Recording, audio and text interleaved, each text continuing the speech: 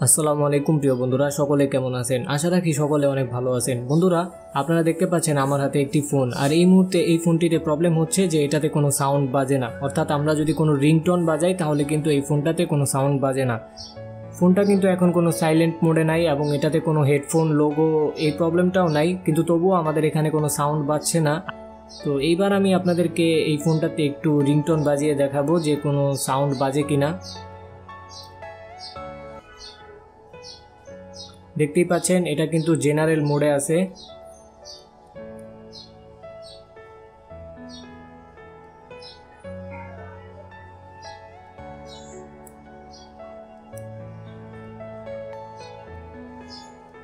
এখানে এই রিংটোনগুলো কিন্তু বাজার কথা, কিন্তু এই রিংটোনগুলো কিন্তু বাজছে না।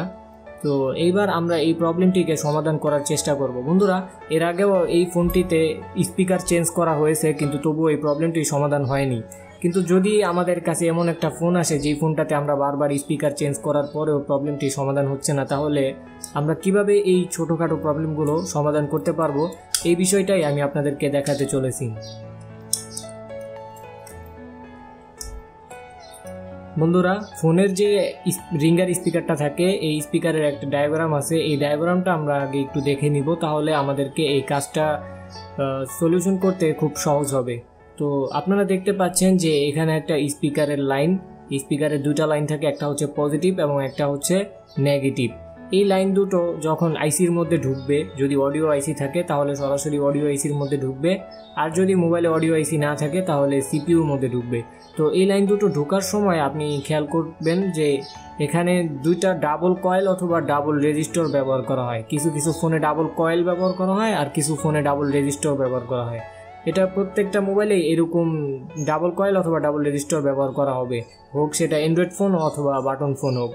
তো এই ডাবল কয়েল অথবা রেজিস্টর দুটো যদি কখনো নষ্ট হয়ে যায় তাহলে আমাদের এই লাইনটা মিসিং থাকবে। তখন যখন আমরা মিটার দিয়ে এই লাইন দুটোকে পরিমাপ করব, তখন আমরা এই লাইন দুটোতে কোনো রিডিং পাবো না।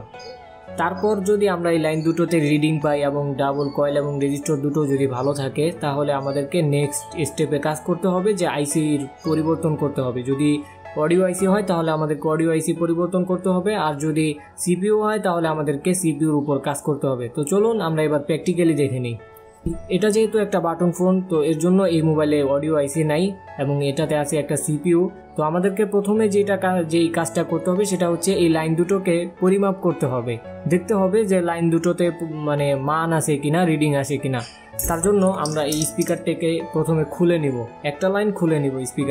স্পিকারের লাইন দুটো যদি লাগানো থাকে তাহলে কিন্তু আপনি স্পিকারের মধ্যে কন্টিনিউটি পাবেন, মানে আপনি যখন পরিমাপ করবেন তখন কন্টিনিউটি পাবেন।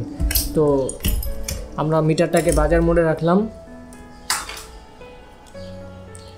আর স্পিকারের লাইন পরিমাপ করার জন্য আপনাকে যেটা জানতে হবে যে স্পিকারের রিডিং আসবে হচ্ছে 250 থেকে নিয়ে 900 পর্যন্ত, এর মধ্যে আপনি মিটারে মান পাবেন। তো এর মধ্যে যদি মান না পান তাহলে বুঝতে হবে যে আপনার স্পিকারের লাইনটা প্রবলেম আছে।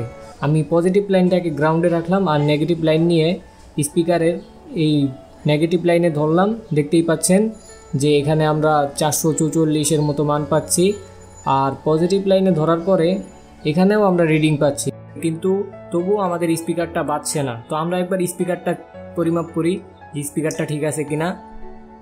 আমি স্পিকারের একটা লাইনে ধরলাম, আরেকটা লাইনে ধরার পরে বন্ধুরা দেখতেই পাচ্ছেন যে স্পিকারে ধরার পরে কিন্তু কন্টিনিউটি পাচ্ছি। আর স্পিকার পরিমাপ করা হয় এভাবেই যে স্পিকারের দুইটা লাইনে আপনি যখন মিটারের দুইটা লেগ ধরবেন তখন দেখবেন যে কন্টিনিউটি হয় মিটারে, অর্থাৎ টিট করে আওয়াজ দেয়।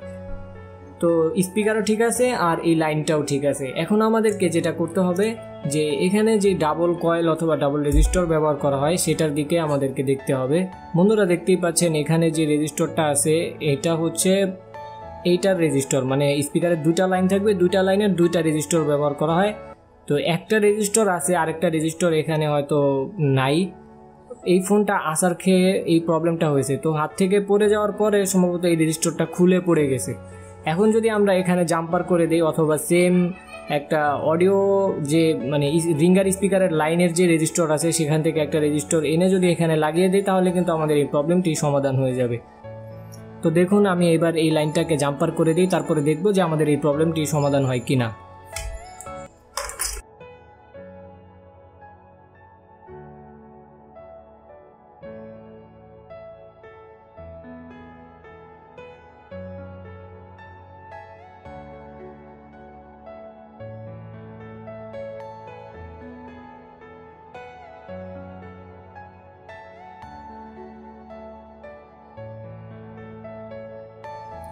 তো এই লাইনটাকে এবার আমি জাম্পার করে নিলাম।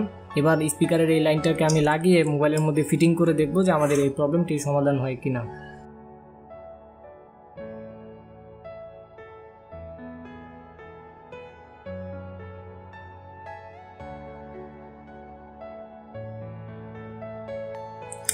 এভাবে করে যদি আপনি একটু নির্দিষ্ট ট্রিক্সগুলো জেনে থাকেন তাহলে কিন্তু আপনার এই বড় বড় প্রবলেমগুলো আপনি খুব সহজেই সমাধান করতে পারবেন। আর এই ট্রিক্সটা হচ্ছে প্রত্যেকটা মোবাইলের জন্য, এটা যে শুধু বাটন মোবাইলের ক্ষেত্রে এমন আর অ্যান্ড্রয়েড মোবাইলের ক্ষেত্রে অন্যরকম, ব্যাপারটা কিন্তু এরকম না।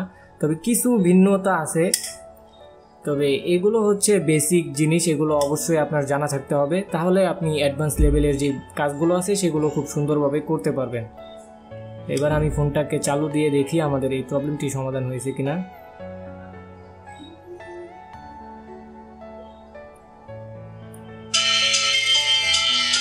বন্ধুরা দেখতেই পাচ্ছেন এখন কিন্তু স্পিকারে সাউন্ড হচ্ছে। তো এইভাবে করে যদি আপনি কাজ করেন তাহলে কিন্তু আপনার এই ছোটোখাটো প্রবলেমগুলো খুব সহজেই সমাধান হয়ে যাবে। তো এই ভিডিওগুলো দেখে যদি আপনি একটু হলেও উপকৃত হয়ে থাকেন তাহলে অবশ্যই একটি সুন্দর কমেন্ট করবেন এবং চ্যানেলটিকে সাবস্ক্রাইব করে পাশে থাকা বেল বাটনটি অন করে দিবেন যাতে এই ধরনের ভিডিওগুলো আপনি পেতে পারেন। তো বন্ধুরা, পরবর্তী কোনো ভিডিওতে দেখা হবে, সে পর্যন্ত ভালো থাকবেন, সুস্থ থাকবেন, আল্লাহ হাফেজ।